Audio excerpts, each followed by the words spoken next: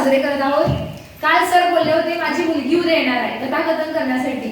मला वाटलं सरांची मोठी मुलगी येणार आहे, पण आज सकाळी पाहिलं सरांसोबत मोठी मुलगी कुठे दिसते का पाहिलं मी, पण ही छोटी मुलगी सरांनी घेऊन आली. मला आश्चर्य वाटलं ही कथाकथन करणार आहे, मला खरंच पटलं नाही.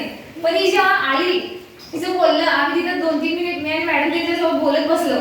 तिचं बोललं, मी सरांच्या घरी गेलेलो माझं जॉईनिंग असताना, तेव्हा ती तिथं होती. ती आलेला मला बरोबर ओळखली, तुम्ही मॅडम आमच्या घरी आलेला. तिचं एवढी स्मरणशक्ती आहे.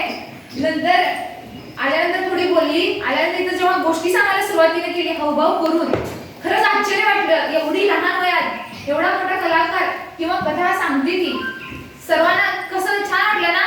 गोष्टी कशी सांगितली तिने ऍक्टिंग करून, खाली बसून, दाट तिची कुडकुडत होते थंडीनं, तरी सुद्धा तिने सांगण्याचा खूप छान प्रयत्न केला. आणि एवढी छोटी तिसरीची मुलगी सलग 5 गोष्टी तिने सांगितलेल्या आहेत, त्याबद्दल मला खरंच अभिमान वाटला, खरंच छान